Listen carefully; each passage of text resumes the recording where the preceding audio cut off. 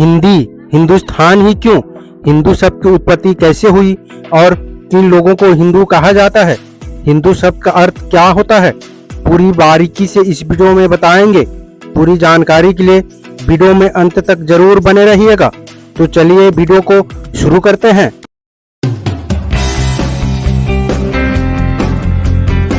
के Ambedkarite YouTube channel में आप सभी का स्वागत है। जय भीम। हिंदू शब्द का संबंध सिंधु सभ्यता से बिल्कुल भी नहीं है। हिंदू शब्द अरबी की देन है। हिंदू शब्द की उत्पत्ति अरब से हुई है। हिंदू फारसी शब्द है, संस्कृत शब्द नहीं है, जिसका अर्थ नीच लोग का समूह होता है। गुरु नानक साहब ने हिंदू शब्द का इस प्रकार अर्थ बताते हैं।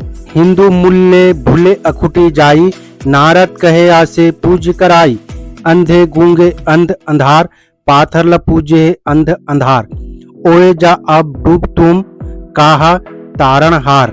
नामदेव जी ने भी हिंदू शब्द का अर्थ हिंदू अन्ना अंधा बताया है। यदि हम हिंदू की संधि विच्छेद करें तो हिंदू का अर्थ नीच लोगों का समूह होता है। हिंद प्लस दू, हिंद का मतलब नीच होता है, दू का मतलब समूह होता है, अर्थात नीच लोगों का समूह को हिंदू कहा जाता है। जिन लोगों को शब्दों या इतिहास का ज्ञान नहीं है वो हिंदू शब्द के विषय में बताते हैं कि अरब के लोग स अक्षर को नहीं बोल पाते थे, इसलिए अरबी लोगों ने सिंध के किनारे या सिंध में रहने वाले लोगों को हिंदू कहा, जबकि ये पूरी गलत है। अगर ये लोग स को ह पढ़ते तो इस्लाम को इहलाम कहते, मुसलमान को मुहलमान कहते, या शरीयत को हरियत कहते, या सिया को हिया कहते। सत्य तो ये है कि हिंदू शब्द को शुरू में कभी भी ब्राह्मणों ने ग्रहण नहीं किया, क्योंकि हिंदू सम्मान का शब्द नहीं है। ये सभी को मालूम है कि आर्य लोग सिंध देश में आक्रमणकारी के रूप में भारत आए थे, इसलिए आर्यों को अरब के लोगों ने इन्हें हिंदू अर्थात चोर नीच कहा, क्योंकि ये सिंध में उस समय प्रवेश कर चुके थे। इसलिए आर्यों को अरब के लोगों ने इन्हें हिंदू एक गाली के रूप में कहते थे। जब आर्य लोगों को भारत में वर्चस्व बढ़ गया तो हिंदू शब्द आर्यों ने स्वीकार कर लिया। हिंदू फारसी का शब्द है। हिंदू शब्द न तो वेद में है, न पुराण में है, न उपनिषद में है, न आरण्यक में है, न रामायण में है, न महाभारत में है। स्वयं दयानंद सरस्वती कबूल करते हैं कि ये मुगलों द्वारा दी हुई गाली है। 1875 में ब्राह्मण दयानंद सरस्वती ने आर्य समाज की स्थापना की, हिंदू समाज की नहीं। अनपढ़ ब्राह्मण भी ये बात जानता है। ब्राह्मणों ने स्वयं को हिंदू कभी नहीं कहा। आज भी वो स्वयं को ब्राह्मण ही कहते हैं, लेकिन सभी शूद्रों को हिंदू कहते हैं। जब शिवाजी हिंदू थे और मुगलों के विरोध में लड़ रहे थे, तथाकथित हिंदू धर्म के रक्षक थे, तब भी पुणे के ब्राह्मणों ने उन्हें शूद्र कहा, राज तिलक से इनकार कर दिया। घूस का लालच देकर ब्राह्मण गंगा भट्ट को बनारस से बुलाया गया। गंगा भट्ट ने गंगा भट्टी लिखा, उसमें उन्हें विदेशी राजपूतों का वंशज बताया गया, लेकिन राज तिलक के दौरान मंत्र पुराणों के ही पढ़े गए, वेदों की नहीं। ब्राह्मण ने मुगलों से कहा, हम हिंदू नहीं हैं, जबकि तुम्हारी तरह ही विदेशी है। परिणामतः सारे हिंदुओं पर जजिया कर लगाया गया, लेकिन ब्राह्मणों को मुक्त रखा गया।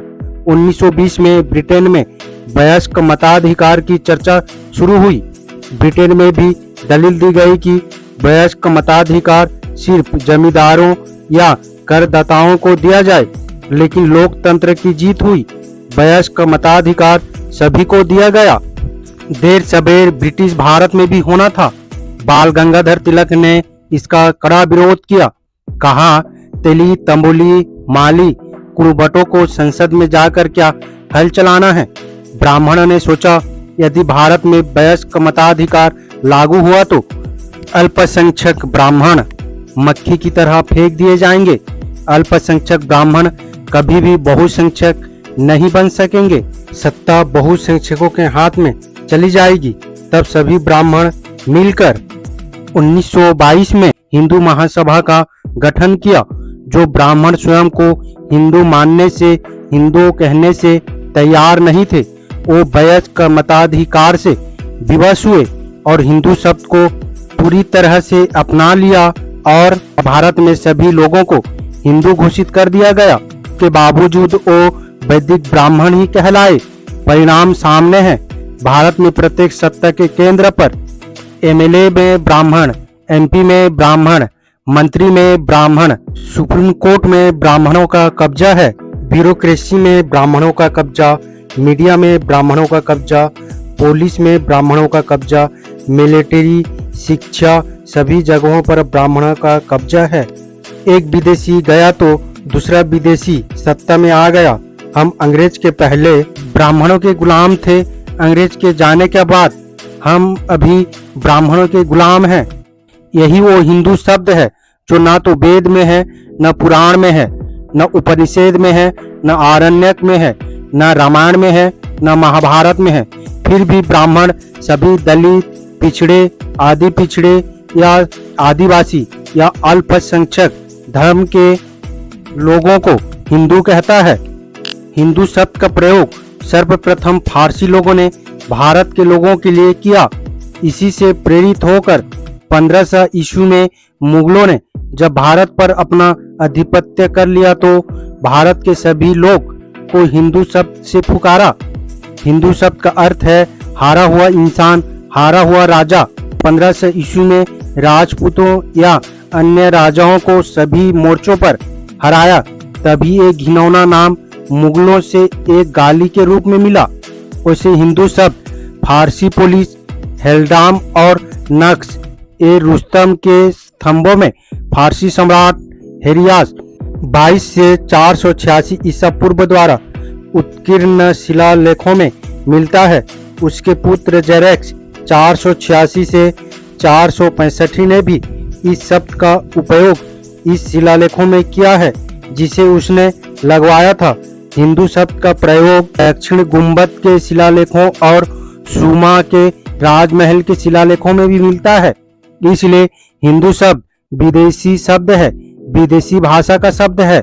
सिंधु का उच्चारण इंडस से हिंदू किया गया है और इसी बिगड़े हुए विदेशी उच्चारण के आधार पर सिंधु घाटी में रहने वाले को सिंधुस्थानी कहना चाहिए, जो भारत के लिए गर्व की बात होती, क्योंकि इंडस का अपभ्रंश बनकर ही इंडिया बना है।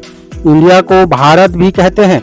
भारत नाम इसलिए पड़ा क्योंकि सिंधु देश में हाथी ज्यादा रहते थे और हाथी और पर्यायवाची भारित, भारती अर्थात हाथियों वाला देश, इसलिए उन्होंने 76 ईसा पूर्व से इसे भारत कहा।